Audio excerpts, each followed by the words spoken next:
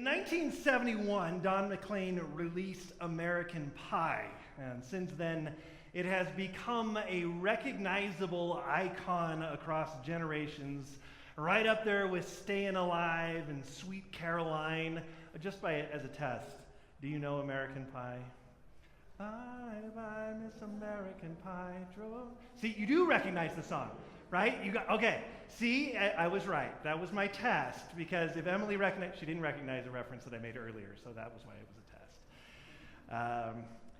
It's recognizable, right? You all recognize that song. So, in 1971, he wrote the song paying homage to an event that occurred on February 3rd, 1959. The day that pop music icons Buddy Holly, Ritchie Valens, and J.P. Richardson Jr., a.k.a. the Big Bopper, were all killed in a plane crash near Clear Lake, Iowa. Some of our Iowa residents know that well. According to McLean, that was the day that innocence was lost in America. It represents to him a change of an era. America went from being a forward-looking, optimistic 50s can-do attitude into the protests of the 60s and the selfishness of the 70s. If a culture could end in a day, according to McLean, that was the day that the music died. In fact, we're going to be looking at a day that the culture dies in Revelations chapter 18 and 19. The day a culture dies. But I don't want to start with that, even though we've been looking at Revelation, and we're going to be back in Revelation today. I actually want to start with a passage today that is one that you are probably not all that familiar with. In fact, I would hazard a guess that the vast majority of folks in this room right now have never actually looked at this passage. And in fact, when I ask you to turn there, if you have your Bibles with you, it's going to be a spot where the pages still stick together. It provides, though, some background material to what we were talking about last week as we introduced this prostitute and we introduced the culture that she represents in chapter 17. And we're going to continue with that in chapter 18. It's Zechariah chapter 5. And a lot of people in the room were like, I didn't even know there was a Zechariah. And there is, Zechariah chapter 5, verses 5 through 10. The passage that we're looking at today is introduced by an angel at the very beginning of the passage. An angel directs Zechariah to look at a basket which is being taken out. I take that verbiage as kind of the British way of saying taken out, like you would take out the garbage bin to keep the British language going. But some translations translate this as a measuring basket, because the word in Hebrew is an ephah, which is the way that they measured their grain. And so they call it a measuring basket. And there is something within this basket that is being measured out. What is it? I'm so glad you asked. This is where we pick up in verse 6. And he said, "This is their iniquity in all the land. And behold, in all the land. And behold, the leaden cover was lifted, and there was a woman sitting in the basket. And he said, 'This is wickedness.' And he thrust her back into the basket and thrust down the leaden weight on its opening." Now, this isn't a depiction of the patriarchy. Relax. This is not actually a woman at all. This is a symbolic image for the people. This is a symbolic image for Zechariah to see their wickedness personified. And so this is ultimately the same thing that we saw last week with the prostitute, with the woman, the harlot. She's well dressed, but in this case, she's in a basket. She's measured out. But this isn't a woman. It's wickedness. It's their sin. And the angel says, it's measured out for us. Now, the next few verses, two winged creatures come and take the basket. We're not going to talk about the winged creatures. We don't care about them.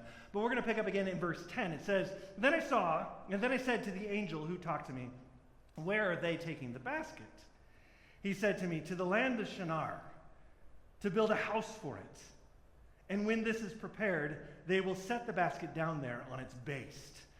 To the land of Shinar. Do you remember what we talked about last week? We were talking about Babel, the Tower of Babel, which was in the plain of Shinar.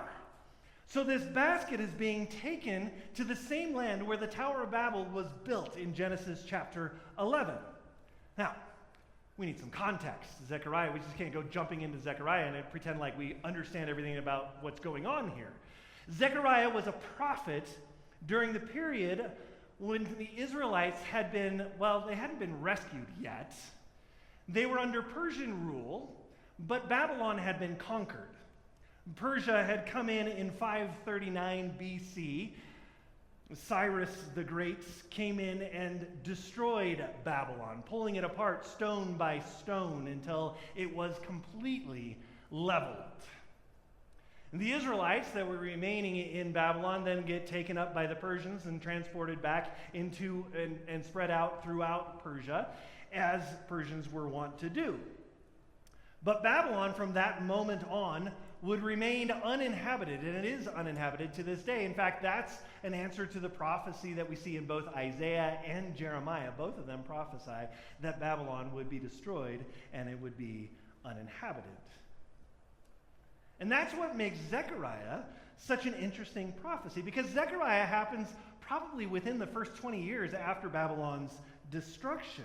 Zechariah comes along and he says, wickedness will be enshrined in Babylon. A house is being built there.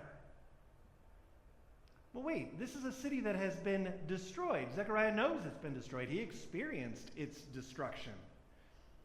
And God told two different prophets that it would remain uninhabited. In fact, to this day, it's still uninhabited. They have created a tourist attraction there for it, but nobody lives there in Babylon to this day. Which is more evidence that we're not talking in any of this about an actual city, but an ideology represented by the city. This is what we were talking about last week. Babylon stands for an ideology, just like Wall Street stands for an ideology, or Las Vegas stands for an ideology. In fact, many people say Las Vegas is the new Babylon, so maybe they stand for the same ideology. What Zechariah sees in this vision is that wickedness is enshrined in Babylon, the representation of a culture. The imagery of the woman in the basket. And once her shrine is finished, she is placed on a pedestal. She's the center of everything in Babylon. Their sin, their wickedness, becomes the cultural center of Babylon, is what Zechariah is saying. So Revelation chapter 17, 18, and 19 are all about God dealing with this ideology, with Babylon, and the heart of its culture. And in Revelation 18, 3 pronouncements are made against Babylon, and that's what we're looking at this week. 3 pronouncements. We'll also extend into in chapter 19, and so we'll see a little bit, bring back some hope and some joy into all of this. The first pronouncement is the condemnation of Babylon. Last week we saw the downfall of the prostitute, which is the religious heart of Babylon. The prostitute, which represents the global false religion, is consumed by the very powers that propped her up to begin with, that supported her, that put her into power. The beast and his minions. And at the end of chapter 17, the beast and his minions devour her. They burn her flesh. They sacrifice her in the name of that all-consuming desire that they have for ultimate power. They can't have any competing influences, and a religion, no matter how much you control it, still is a competing influence. And the Antichrist wants to be the only one worshipped. But of course, they, the Antichrist and all of his minions, are serving as God's tools in all of this as he roots out the causes for evil in the world. Step 1, actively root out the engagement of worship of other gods. Mission accomplished, chapter 17. And now step 2, we have to deal with all of her idolatry. So we'll watch as judgment falls then on Babylon's wealth. That's what's in view in chapter 18. Pick up with me in verse 1 of chapter 18. After this, I saw another angel coming down from heaven, having great authority, and the earth was made bright with his glory. And he called out with a mighty voice, "Fallen, Fallen is Babylon the Great. She has become a dwelling place for demons, a haunt for every unclean spirit.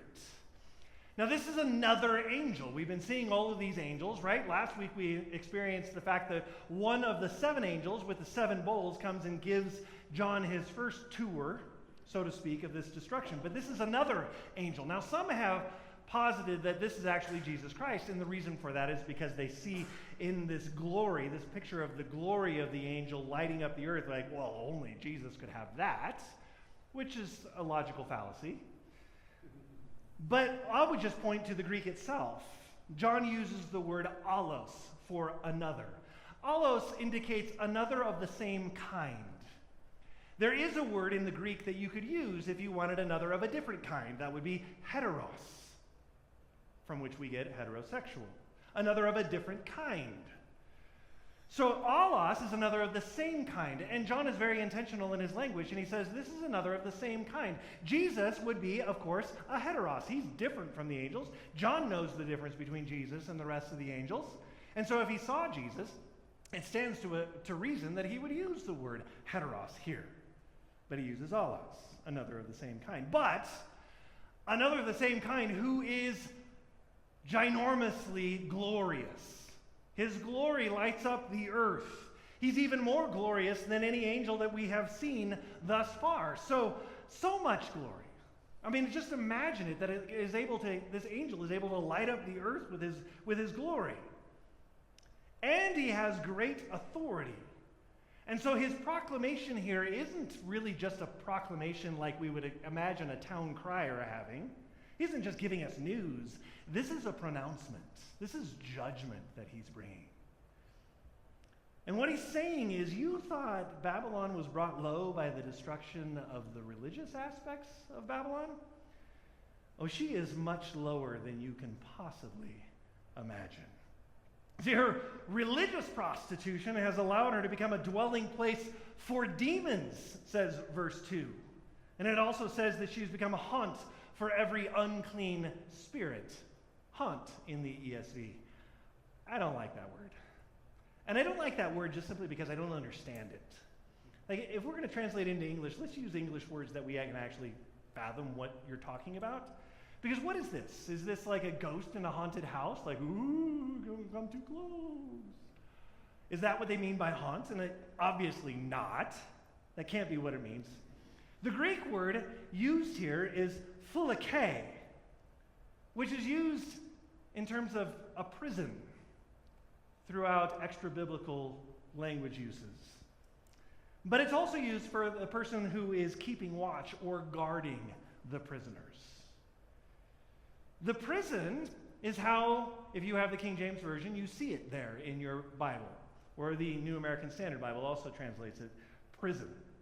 But I think that also messes us up, because we start thinking of, well, these demons are imprisoned by this false religion, by this culture of Babylon.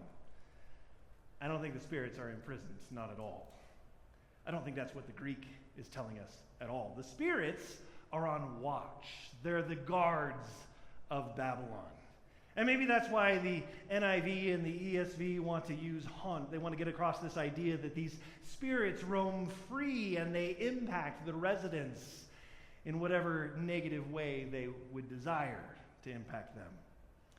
But the idea of this phrase is that the demons and the unclean spirits are in charge.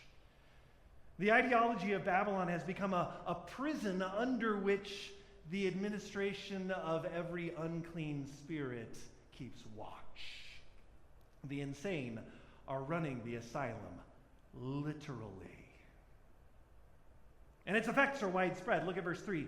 For all nations have drunk the wine of the passion of her sexual immorality, and the kings of the earth have committed immorality with her, and the merchants of the earth have grown rich from the power of her luxurious living. See, verse 3 shows us the steps by which she has become this prison run by the evil spirits. First came the false religion, and the kings of the earth, they climbed right into bed with her because, after all, they needed a way to control the people. And we looked at last week Marx's statement that religion is the opiate of the masses. And so they said, hey, if we can use her to become more powerful, then we'll use her. If immorality makes us more powerful, then why be moral? If poor ethics, being unethical, makes us more powerful, then why be ethical? We'll do whatever it takes. And so they climb right into bed with her. But there's another group that's mentioned for the very first time in verse 3. And they also benefit from their association with the woman. It's the merchants. The merchants who said, if I can get rich off of this, why not? If I can get more off of this, let's do it. Let's go for it. So the sin of the woman, the sin of Babylon, starts off with placing other gods before God. That's the base. That's the foundation for the iniquity. That's the pedestal on which this ephah sits. And once they put other gods before God, it becomes very easy to do much, much more than that. Once adultery of the spirit is okay, well, then we can exploit and crush the physical as well.